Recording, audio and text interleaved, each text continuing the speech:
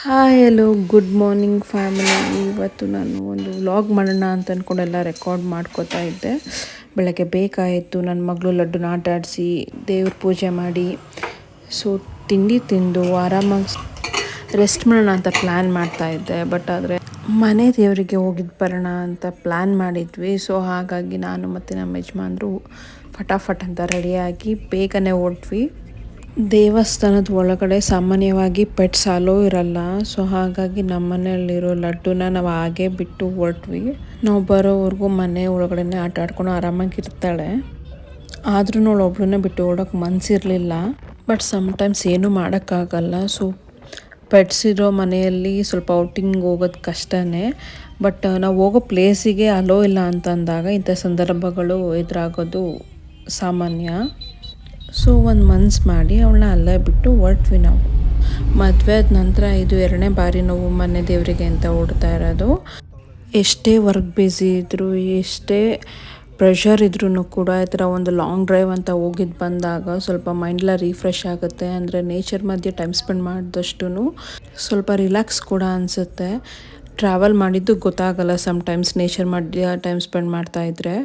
ನನ್ನ ಗಂಡನ ಮನೆ ದೇವರು ಆದಿಚುಂಚನಗಿರಿ ಕಾಲಭೈರವೇಶ್ವರ. ಸೊ ನಾವು ಇವತ್ತು ಅಲ್ಲಿಗೆ ಟ್ರಾವೆಲ್ ಮಾಡ್ತಾ ಇದ್ದದ್ದು. ಫೈನಲಿ ನಾವು ಬೆಳ್ಳೂರು ಕ್ರಾಸಿಗೆ ಎಂಟ್ರಿ ಆದ್ವಿ. ಇನ್ನು ಸ್ವಲ್ಪ ದೂರ ಹೋಗ್ಬೇಕಿತ್ತು. ಅಷ್ಟರಲ್ಲೇ ಇವ್ರು ಲೀವಲ್ಲಿ ಇದ್ರೂ ಸ್ವಲ್ಪ ಆಫೀಸ್ ಕಾಲ್ಸ್ಗಳು ಬರ್ತಾಯಿತ್ತು. ಸೊ ಮಧ್ಯದಲ್ಲಿ ನಂದು ಅವ್ರದ್ದು ಒಂದು ಸ್ವಲ್ಪ ವೀಡಿಯೋಸ್ ಮಾಡಿಕೊಂಡೆ.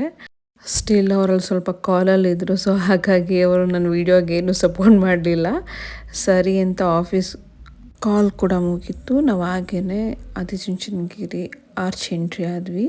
ಸೊ ದೇವಸ್ಥಾನಕ್ಕೆ ಕೂಡ ನಾವು ರೀಚ್ ಆದ್ವಿ. ಸೊ ಸಂಡೇ ಹೋದರೆ ತುಂಬ ರಶ್ ಇರುತ್ತೆ. ನಾವು ಬಂದಿದ್ವಿ ಈಗ ಬಂದು ಶುಕ್ರವಾರ ಅಷ್ಟು ರಶ್ ಇರಲ್ಲ. ನೆಮ್ಮದಿಯಾಗಿ ದೇವ್ರದ್ದು ದರ್ಶನ ಮಾಡ್ಕೊಂಡು ಬರ್ಬೋದು ಅಂತ ಅಂದ್ಕೊಂಡು ನಾನು ನಮ್ಮ ಯಜಮಾನ್ರು ಬಂದ್ವಿ. ಬಟ್ ನಾವು ಅಂದ್ಕೊಂಡ್ವಿ ರಶ್ ಇರಲ್ಲ ಅಂತ. ಬಟ್ ಆಲ್ಮೋಸ್ಟ್ ಸ್ವಲ್ಪ ತುಂಬಾ ಜನ ಇದ್ದರು. ವೀಕ್ ಡೇಸಸ್ ಬಂದರೆ ಕಾರ್ ಪಾರ್ಕಿಂಗ್ ಆಗಿರ್ಬೋದು ಅಥವಾ ದರ್ಶನಕ್ಕಾಗಿರ್ಬೋದು ಏನೂ ಪ್ರಾಬ್ಲಮ್ ಇರಲ್ಲ. ಸೊ ನಾವು ಅಲ್ಲೇ ಸ್ಟೆಪ್ಸ್ ಹತ್ರನೇ ಕಾರ್ ಪಾರ್ಕಿಂಗ್ ಮಾಡಿಕೊಂಡು ಸ್ಟೆಪ್ಸ್ ಹತ್ತಕ್ಕೆ ಅಂತ ಸ್ಟಾರ್ಟ್ ಮಾಡಿದ್ವಿ. ಸೊ ನಾವು ಮೇಲ್ಗಡೆ ಕೂಡ ಹೋಗಿ ಕಾರ್ ಪಾರ್ಕಿಂಗ್ ಮಾಡ್ಬೋದು, ಮಾಡಿ ಹಾಗೆ ದೇವಸ್ಥಾನಕ್ಕೆ ಕೂಡ ಹೋಗ್ಬೋದಿತ್ತು. ಬಟ್ ನಾವು ಸ್ಟೆಪ್ಸ್ ಹತ್ಕೊಂಡು ಹೋಗೋಣ, ಇವತ್ತೇನು ರಶ್ ಇಲ್ಲಲ್ಲ ಅಂತ ಅಂದ್ಕೊಂಡು ಸ್ಟೆಪ್ಸ್ ಹತ್ತಕ್ಕೆ ಸ್ಟಾರ್ಟ್ ಮಾಡಿದ್ವಿ. ಸೊ ಸ್ಟೆಪ್ಸ್ ಹತ್ತಿ ದೇವಸ್ಥಾನ ರೀಚ್ ಆದ್ವಿ. ಬಾಲಗಂಗಾಧರ ಸ್ವಾಮೀಜಿ ಅವ್ರದ್ದು ಸಮಾಧಿ ಇನ್ನು ಅದು ಕನ್ಸ್ಟ್ರಕ್ಷನ್ ನಡೀತಾ ಇದೆ. ಹಾಗೆಯೇ ಸ್ವಲ್ಪ ಸ್ಟೆಪ್ಸ್ ಹತ್ರನೂ ಏನೋ ಕನ್ಸ್ಟ್ರಕ್ಷನ್ ಮಾಡ್ತಾಯಿದ್ರು. ಸ್ವಲ್ಪ ದೇವಸ್ಥಾನನ ಡೆವಲಪ್ ಮಾಡ್ತಾ ಇದ್ದಾರೆ ಅಂತ ನನಗೆ ಅನಿಸ್ತು. ಸೊ ಒಳಗಡೆ ಎಂಟ್ರಿ ಆದ ತಕ್ಷಣ ಇಷ್ಟೊಂದು ವಿಶಾಲವಾಗಿರೋ ಅಂಥ ಪ್ಲೇಸ್ ನೋಡೋದಕ್ಕೆ ತುಂಬ ಖುಷಿ ಆಗುತ್ತೆ. ದರ್ಶನ ಮಾಡೋಣ ಅಂತ ಅಂದ್ಕೊಂಡು ಮುಖ್ಯ ದ್ವಾರದ ಕಡೆಗೆ ಬಂದ್ವಿ ನಾವು. ಬಟ್ ನಾವು ಹೋಗಿರೋ ಟೈಮಲ್ಲಿ ದೇವಸ್ಥಾನ ಕ್ಲೋಸ್ ಆಗಿತ್ತು. 12 to 2ವರೆಗೂ ಕ್ಲೋಸ್ ಆಗಿರುತ್ತೆ ಅಂತ ನಮಗೆ ಗೊತ್ತಿರಲಿಲ್ಲ. ಸೊ ನಾವು ಹೋದಾಗ ಅಲ್ಲಿಗೆ 1 ಗಂಟೆ ಆಗಿತ್ತು. ಹಾಗಾಗಿ ಮೇಲ್ಗಡೆ ಇರೋ ದೇವಸ್ಥಾನ ಎಲ್ಲ ವಿಸಿಟ್ ಮಾಡ್ಕೊಂಡು ಬರೋಣ ಅಂತ ನಾವು ಹೊರಟ್ವಿ. ನನ್ನ ಹಸ್ಬೆಂಡ್ ವೀಡಿಯೋ ಕವರ್ ಮಾಡ್ತೀನಿ ಅಂತ ಇಸ್ಕೊಂಡ್ರು. ಬಟ್ ಅವ್ರಿರೋ ಐಟಿಗೆ ನನ್ನ ಕವರೆಲ್ಲ ನಾನು ಕಾಣಿಸ್ತಾನೆ ಇರಲಿಲ್ಲ. ಅದನ್ನೇ ಸ್ವಲ್ಪ ಫನ್ ಮಾಡಿಕೊಂಡು ಮೆಟ್ಲತ್ತದು ಗೊತ್ತಾಗಬಾರ್ದು ಅಂತ ಸ್ವಲ್ಪ ಮಾತಾಡಿಕೊಂಡು ಹೋಗ್ತಾಯಿದ್ವಿ. ಫೈನಲಿ ಮೇಲ್ಗಡೆ ಹೋಗ್ಬಿಟ್ಟು ರೀಚ್ ಆದ್ವಿ. ಮೇಲ್ಗಡೆ ಶಿವ ಪಾರ್ವತಿದೆಲ್ಲ ದರ್ಶನ ಮಾಡಿಕೊಂಡು ಗವಿಸಿದ್ದೇಶ್ವರ ಟೆಂಪಲ್ಗೆ ಹೋಗೋಣ ಅಂತ ಸ್ವಲ್ಪ ಬಂಡೆ ಮಧ್ಯೆ ಹೋದ್ವಿ. ಅಲ್ಲಿ ಹೋಗೋದಕ್ಕೆ ತುಂಬಾ ಕಷ್ಟ, ಸ್ವಲ್ಪ ದಪ್ಪ ಇರೋರ್ಗಂತೂ ತುಂಬಾ ಕಷ್ಟ ಆಗುತ್ತೆ. ಹಂಗೂ ಹಿಂಗೂ ಮಾಡಿ ಓಟ್ವಿ. ಬಟ್ ಮೇಲ್ಗಡೆ ಹೋದ್ಮೇಲಂತೂ ವ್ಯೂ ಅಂತೂ ತುಂಬಾ ಚೆನ್ನಾಗಿತ್ತು. ನೋಡೋದಕ್ಕೆ ಕಣ್ಣು ಸಾಲದು ಅಷ್ಟು ಚೆನ್ನಾಗಿತ್ತು.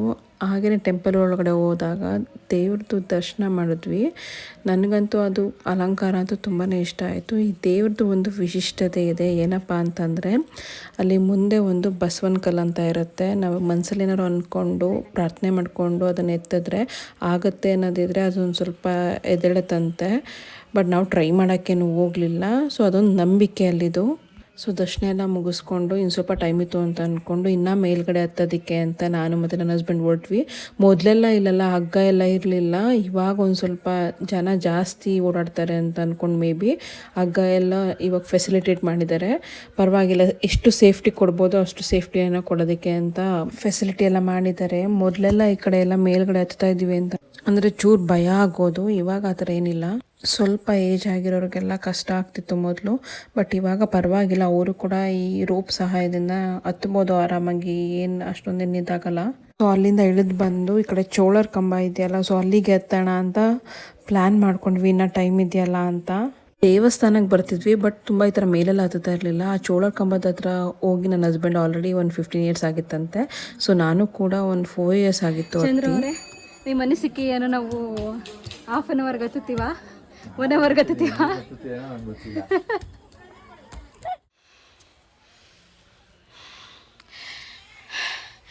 ಮೇಲೆ ತಳ ನೋಡ್ರೆ ಪ್ರೇಮಿಗಳದೆಲ್ಲ ಕೆತ್ತನೆಗಳು, ಶಿಲ್ಪಿಗಳ ಕೆತ್ತನೆಗಳೆಲ್ಲ ನೋಡ್ತಿರೋದು ಪ್ರೇಮಿಗಳ ಕೆತ್ತನೆಗಳು. ಆಗ್ತಿಲ್ಲ ಫ್ರೆಂಡ್ಸ್, ಹತ್ತುತ್ತೀವಿ ಅಂತ ಆಗ್ತಿಲ್ಲ. ಮನೇಲಿ ನಡಿ ಅಂದ್ರೆ ನಡಿಯಲ್ಲ ಫ್ರೆಂಡ್ಸ್. ಇವಾಗ ಹತ್ತು ಅಂದ್ರೆ ಹತ್ತಕ್ಕಾಯ್ತಲ್ಲ ಅವಳ ಕೈಲಿ.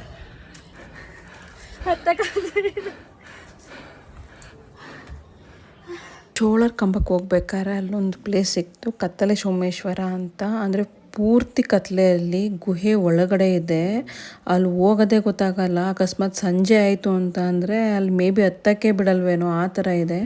ಒಳಗಡೆ ಹೋಯಿತು ಅಂತಂದರೆ ಯಾರು ಬರ್ತಿದ್ದಾರೆ ಯಾರು ಹೋಗ್ತಿದ್ದಾರೆ ಅಷ್ಟೂ ಗೊತ್ತಾಗಲ್ಲ. ಈ ಲಿಂಗಕ್ಕೆ ದರ್ಶನ ಮಾಡಬೇಕಂದ್ರೆ ಲೈಕ್ ಈ ಥರ ತುಂಬ ಬಕ್ಕೊಂಡೆಲ್ಲ ಬರಬೇಕು, ಅಷ್ಟು ಕತ್ಲೆನೂ ಇದೆ ಮತ್ತು ತುಂಬ ಗುಹೆ ಒಳಗಡೆನೂ ಇದೆ. ಅದಕ್ಕೆ ನೇಮ್ ಬಂದು ಕತ್ತಲೆ ಸೋಮೇಶ್ವರ ಅಂತಿದೆ. ಅದನ್ನು ದಾಟ್ ಮುಂದೆ ಬಂದರೆ ನಮ್ಗೆ ಅಲ್ಲಿ ಬೋರ್ಡ್ ಹಾಕಿದ್ದಾರೆ ಚೋಳರ ಕಂಬಕ್ಕೆ ದಾರಿ ಅಂತ. ಸೊ ಇಲ್ಲಿ ಒಂದು ಏನು ಖುಷಿ ಅಂತ ಅಂದರೆ ಪ್ರತಿಯೊಂದಕ್ಕೂ ಲೈಕ್ ಆರೋ ಎಲ್ಲ ಹಾಕಿ ಸ್ವಲ್ಪ ದಾರಿಯನ್ನು ಇದು ಮಾಡಿದ್ದಾರೆ.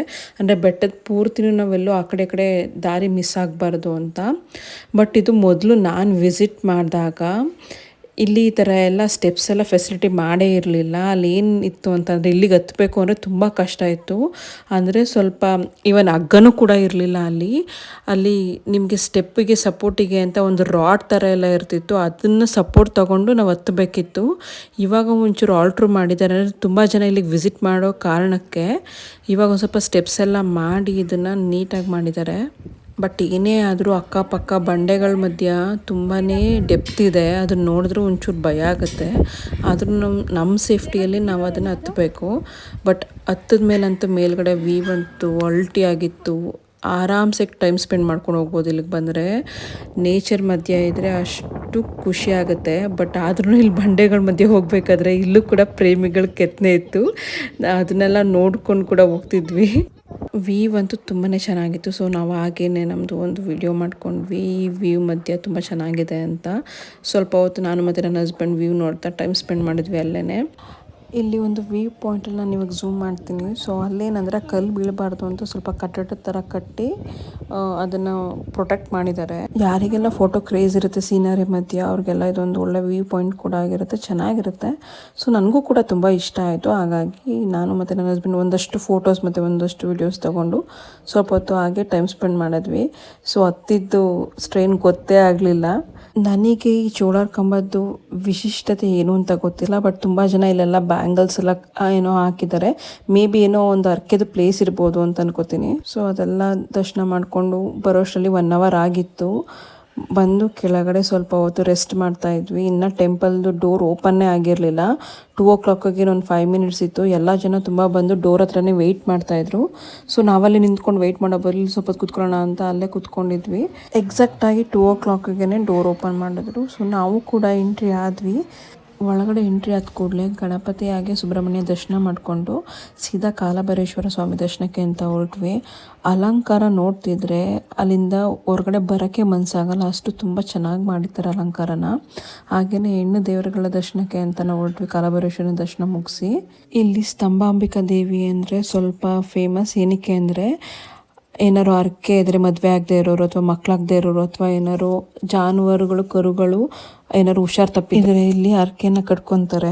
ದೇವ್ರ ದರ್ಶನ ಎಲ್ಲ ಮುಗಿಸಿ ನಾವು ಪ್ರಸಾದದ ನಿಲಯ ಕಡೆ ಹೋದ್ವಿ. ಇವತ್ತು ವೀಕ್ ಡೇಸ್ ಆಗಿರೋದ್ರಿಂದ ಊಟ ಕೊಡ್ತಾರೆ ಅಂತ ಒಂದು ಡೌಟ್ ಇತ್ತು, ಬಟ್ ಅಲ್ಲಿ ಹೋದಾಗ ಕೊಡ್ತಾಯಿದ್ರು. ದೇವರ ಪ್ರಸಾದ ತಿಂದು ಸ್ವಲ್ಪ ಹೊತ್ತು ಟೈಮ್ ಸ್ಪೆಂಡ್ ಮಾಡಿ ಕೆಳಗಡೆನೂ ಕೂಡ ಹಾಗೆ ನಾವು ದೇವರಿಗೆ ಕೊನೆಗೆ ಮತ್ತೆ ನಮಸ್ಕಾರ ಹಾಕ್ಕೊಂಡು ಮತ್ತೆ ಮೆಟ್ಲನ್ನ ಇಳಿಯೋಕ್ಕೆ ಸ್ಟಾರ್ಟ್ ಮಾಡಿದ್ವಿ. ತುಂಬ ದಿನಗಳ ನಂತರ ದೇವ್ರ ದರ್ಶನ ಮಾಡಿದ್ದು ತುಂಬಾ ಖುಷಿ ಆಯಿತು. ಹಾಗೆಯೇ ಒಂದು ಡೇ ಪೂರ್ತಿ ನನ್ನ ಹಸ್ಬೆಂಡ್ ಜೊತೆ ನಾನು ಟೈಮ್ ಸ್ಪೆಂಡ್ ಮಾಡಿದ್ದು ನಂಗಂತೂ ಇನ್ನೂ ಖುಷಿ ಆಯಿತು. ಬಿಕಾಸ್ ಅವರು ವರ್ಕಲ್ಲಿ ಯಾವಾಗಲೂ ಬ್ಯುಸಿ ಇರ್ತಾರೆ. ನಾವು ರಿಟರ್ನ್ ಆಗಿ ನಮ್ಮ ಮನೆಗೆ ಹೋಗೋಷ್ಟರಲ್ಲಿ ಆಲ್ರೆಡಿ 6:30 ಆಗಿತ್ತು. ನಿಮಗೆ ಈ ವ್ಲಾಗ್ ಇಷ್ಟ ಆಗಿದ್ದರೆ ಲೈಕ್ ಮಾಡಿ, ಸಬ್ಸ್ಕ್ರೈಬ್ ಮಾಡಿ, ಕಮೆಂಟ್ ಮಾಡಿ.